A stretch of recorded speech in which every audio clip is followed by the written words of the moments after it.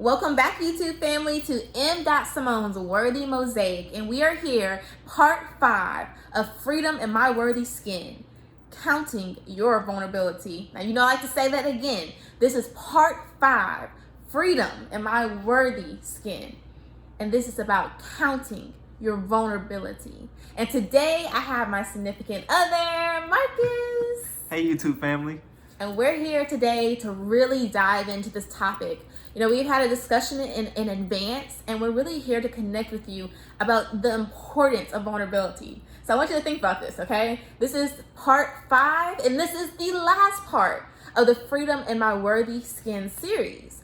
And part 5, the reason why I thought about this title, Counting Your Vulnerability, is because when you have a full hand, you have 5 fingers. A full hand, 5, right? See? We're gonna high five on that.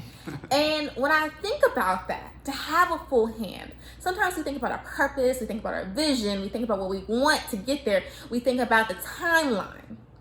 But do you ever think about the vulnerability in you? The vulnerability in you that can be used actually to your advantage. Are you willing to feed your vulnerability? Because you are a human being. So we're gonna get into a conversation about that. We're excited to be here with y'all today. So we're just gonna jump in. And the first thing that I want to say is I keep saying this word vulnerability. And I think it's important that when you're bringing a word up, define what are we talking about? So when I say vulnerability, or when you think vulnerability, Marcus, what do you think? I think when you say vulnerability, it's kind of like your weakness. It's kind of not your strong point, you're kind of showing where you're weak. Mm-hmm. So where people have the opportunity to take advantage of that. Mm-hmm. So that's what I really think vulnerability means to me. Yeah. But then the question is, like, sometimes there's this negative connotation that if you have a weakness, then that means that you can't succeed. Or if you have a weakness, then that brings you back. But actually, when you look at your vulnerability, you know, let's think about that now. Like, when you think vulnerability, how can that be used for your good? See, when you think of your vulnerability, you can think of where you're weak, where you can improve, you know? If you know what your weak point is, I can work on that. I can strengthen it. So first you have to be aware of where you're vulnerable.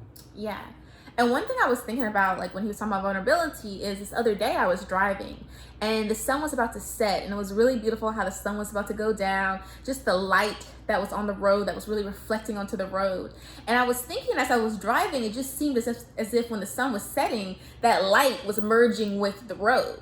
And so what was interesting was I'm thinking, wow, this is representation of the fact that I have a vision, that I have a purpose. But as I'm thinking this, I also feel the bumpy ride, like the bumpiness of the road. So as I'm looking at this beautiful light setting on the road, I'm also feeling this bumpy movement. And so it made me think, there's not this thing of perfection. Yes, you have this purpose. Yes, you have this vision, but things can get bumpy. The journey can be tough.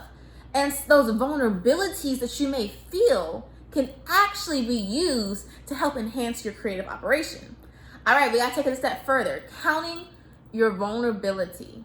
Now, we've talked about freedom in our worthy skin throughout these past few segments. But today, I wanna talk about freedom in your worthy skin and connection with people that you care about, people that you have beautiful and healthy relationships with.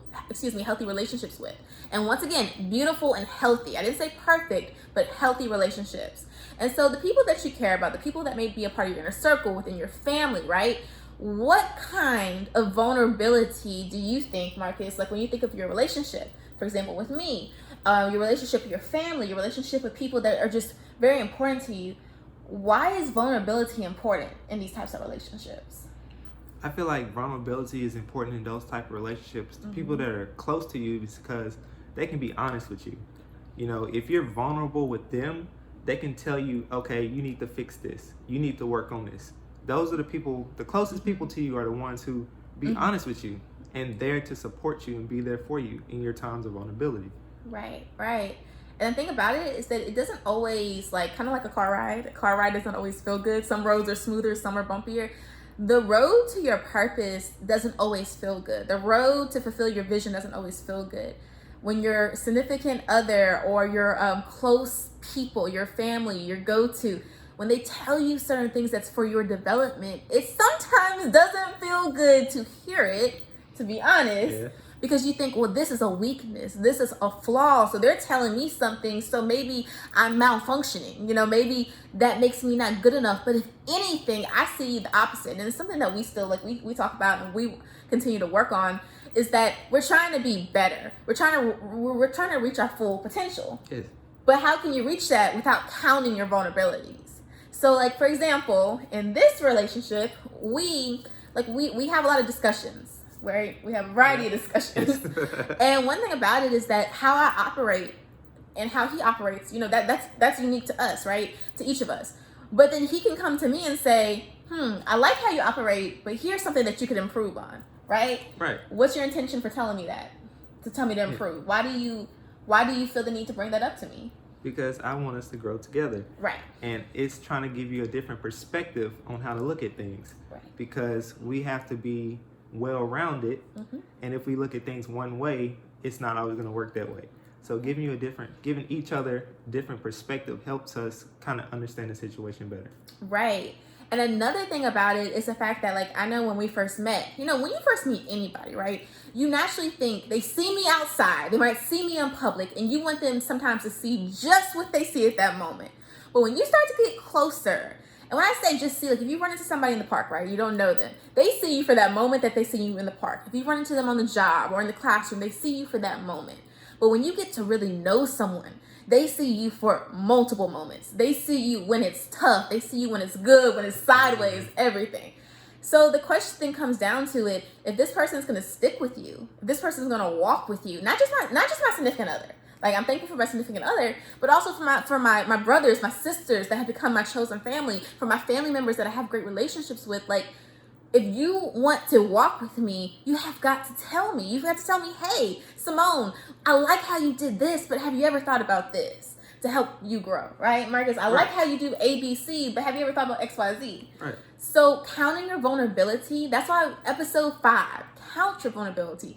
Give that full step. Put your hand out there. Be willing to take the opportunities, but part of that means be willing to accept the fact that there are vulnerabilities.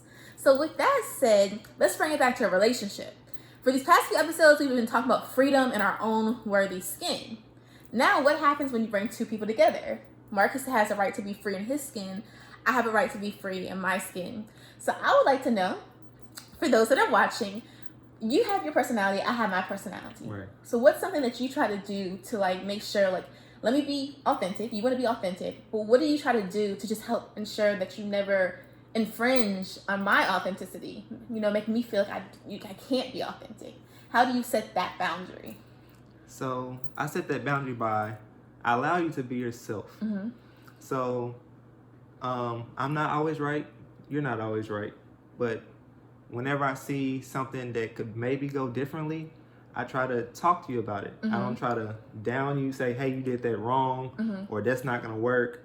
I try to have a discussion. Well, did you think about it like this? Or, things like that. Right.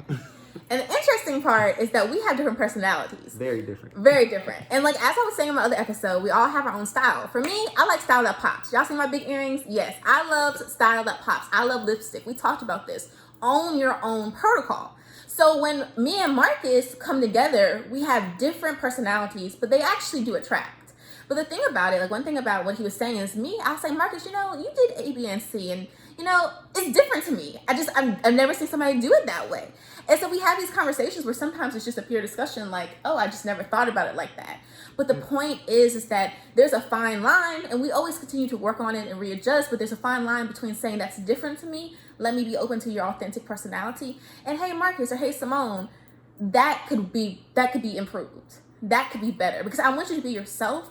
So don't knock me because, like, for example, like with him, I'm not saying that I'm knocking him for noticing a vulnerability. I want you to be aware of it because I know that you can be the best of the best version of yourself. And that's what I aim for, right? Right. And we keep redefining those boundaries because we're human beings. We're not perfect. The road gets bumpy. The vision's ahead of us, and we still keep going. So overall, what would you just like to say for anybody that's watching, whether they're in a relationship with, have a significant other, they're in a new healthy relationship, maybe leaving a previous relationship that maybe wasn't the best for them. What do you want to say about freedom in their worthy skin, along with that connection of having healthy relationships? So I would say always feel free to be yourself. Don't be scared of vulnerability. I would say that be willing to be accepting of others people's critiques. Don't get defensive over every time somebody says, hey, they're trying to give you constructive criticism. So I feel like a lot of times we get defensive or like, oh, this is how I've always done it. This is how I'm always going to do it. Instead of thinking of it from a different perspective. Be open-minded. Be free. Be yourself. Live, love, laugh. Yes, no, true. And like, to be honest with you, this is called M. Simone's Worthy Mosaic, but I'm always about developing your worthy mosaics, my worthy mosaic. And the awesome part, everything that Marcus said is so true.